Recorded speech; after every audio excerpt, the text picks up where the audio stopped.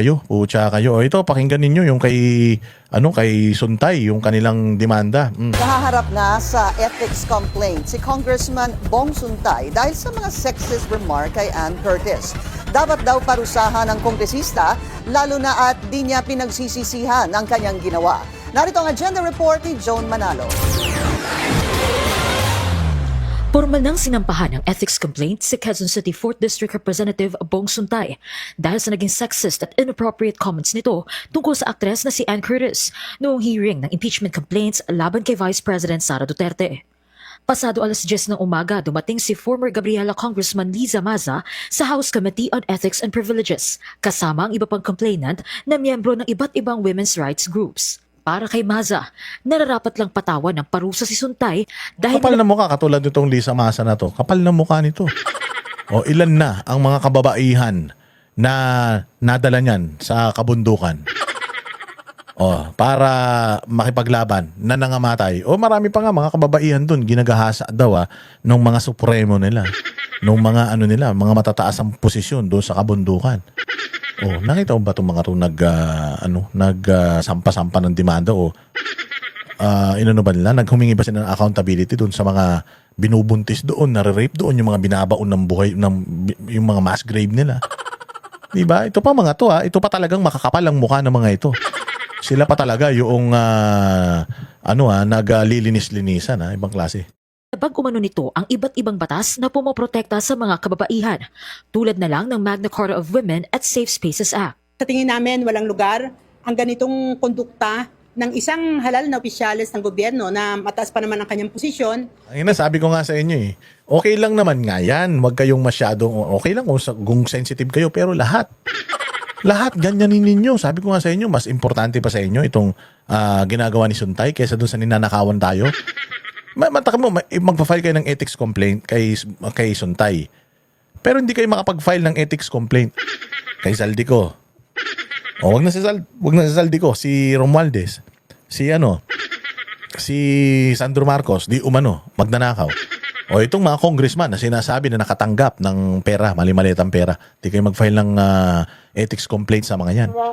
Si Suntay, na bastos yung bibig, sabihin na natin, bastos yung bibig, sasampahan nyo ng reklamo, pero yung mga nagnakaw ng pera ng taong bayan, mga kawatan sa Pilipinas na nakinabang sa pera ng gobyerno, mga taxpayers money na dapat napunta sa serbisyo pero pinambayad sa mga tuition fee ng mga anak nila sa labas, pambili ng mga kabit nila ng mga diamante at mga mamahalin ng mga bag at pang-travel nila sa ibang bansa para mamuhay ng marangya, hindi ninyo sinasampahan ng ethics complaint?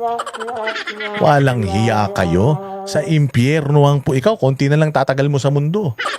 Oo, sa impyerno ka mapupunta. Sigurado ang daming mga magulang na ninakawan nyo ng mga anak para isama ninyo dyan sa kausa nyo na kahit kailan hindi naman manalo-nalo.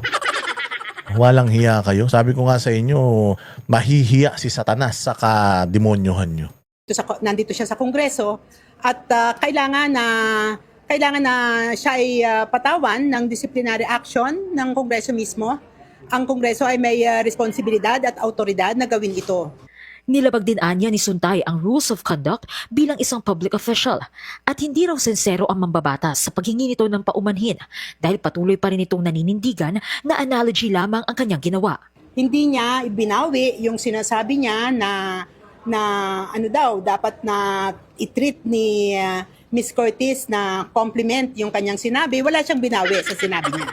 So pagpapakita lang ito nung Wala naman Sabi ko nga sa inyo, ulitin ko nasa makabagong mundo na tayo. Sa mundo nga, noong nung unang panahon, ang tanggap lang natin lalaki at babae. Pero dahil nga sinasabi ninyo na hindi immoral yan, karapatang pantao yan na magmahal kahit parehas kayong may ethics. Kahit parehas kayong may sugat na hindi gumagaling, magpumpyangan kayo araw-araw, karapatan yan ng pagmamahal. Hindi immoral yan. So, nag-i-evolve tayo. Tinatanggap na natin unti-unti yung pagbabago ng mundo. Lalaki sa lalaki, babae sa babae. May mga bansa pa na ikinakasal na. Dito sa atin, mayroon pang Soji Bill, di ba? Tangina. Tapos ganyan lang. Hindi pa kayo nasanay. Yung mga lolo nyo, ganyan din naman kababastos. Mga kapatid nyo, ganyan din naman kayo mismo, ganyang kababastos. Aknan tokwa kayo. Yung mga ganyan, isinusumpa na rin, pinapanalangin na lang sa Panginoon niya, Panginoon, itong mabang to, masama ang bibig nito. Ikaw nang bahala sa kanya, pero para sampahan nyo pa ng reklamo? Walang hiya kayo, masyado kayong malinis. Puros kahayupan naman ang ginagawa nyo sa lupang kinatatayuan nyo. Yung attitude, yung pagtingin niya talaga sa kababaihan, na habang nagsasalita siya, lalong nabubulgar kung gaano siya kamacho. At ano pa naman siya, mambabatas siya, pero siya ang kauna-unahan na lumalabag dun sa batas na kapatungkol sa kababaihan. Bagamat ayaw pangunahan ni Maza ang Ethics Committee, naisa na ng dating mambabatas na patawan ng mas mabigat na parusa si Suntay bilang siya ay isang public official. Pwede siyang suspendihin ng ilang linggo. Pwede rin na magmulta siya, pwede siyang mag-community service, magmulta siya at ibigay sa mga organisasyon ng kababaihan. Pinaiimbestigahan na rin ng Kamara sa Ethics Committee ang mga naging payag ni Suntay tungkol kay Curtis matapos maaprubahan ang mosyon ni San Juan Representative Bel Zamora sa plenaryo kagabi. I move to authorize the Committee on Ethics and Privacy. Ay na, gusto kasi, baka gusto nito ni ma'am, siya yung pinagpapantasyan. Para mo naman kasi pagpapantasyan yung ganyan tsura. Putya yan, ma'am. Sabi ko nga sa'yo sabi ko nga sa'yo, mayaman ka naman. Marami ng mga pampaganda. Kapag mayaman ka, sa dami ng pampaganda, hindi ka pa rin maganda, putya, hindi na kasalanan hindi na problema ng pamilya mo yan, problema mo na yan. Jeans na yan, ma'am, jeans. Privileges. Schedule a meeting to first conduct a thorough assessment on the actuations and statements of Representative Jesus Bong C. Suntay relative to the question of privilege of Representative Ann Matibag. Second, to require Representative Suntay to appear in the hearing of the committee. Third, to immediately report to the House its findings and recommendations. Mga hipokrito, no? Di ba, pinapanagot nila lahat ng mga, kasi tinan mo, 50 plus yan, bumoto sila in favor sa impeachment ni BP Sara, yung sufficient in substance. Nag-iisa lang si Suntay. O kita mo, anong tingin nila kay Suntay? Kalaban. Pucha, gusto nila ipatanggal sa pwesto. Ganyan na ganyan yung ginawa nila kay Kiko Barsaga, kay Arnie Tevez. Ganyan yung ginawa. Hanggang ngayon ginagawa pa rin nila. Tangina, dapat talaga tong Congress na to, buwagin na to. Wala naman tong silbi talaga. Wala naman silbi yan. Pucha, buwagin na yan. Dapat yan. Wala nang Congress, wala nang Senado. Ano na lang.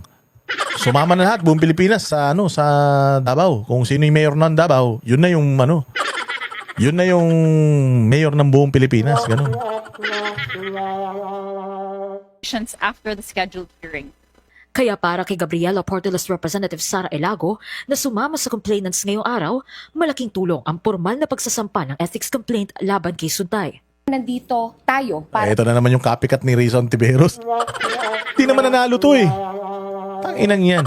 Nagsasalita to, di naman nanalo yung party list nito. Duterte yung nanalo eh. Siningit lang tong ulol na to eh. Parang si Abante lang din to. Dapat hindi pinakikinggan tong mga talunan na to eh. suportahan ang ethics complaint na ito ng mga leader. Gabriela Women's. Doon nga sa, Gabriela ba yung kabataan? Yung isang membro nila, hinalay daw nung mas nakakataas sa kanya. Hindi nga nyo pinakinggan, hindi nyo nga pinakialaman. Tapos ito, pinakikialaman nyo si Suntay. Wala man sinabing masama si Suntay. Sabi niya, nakita ko si Ann Curtis sa siyang, ang ganda. Kung ano-ano ang naisip ko.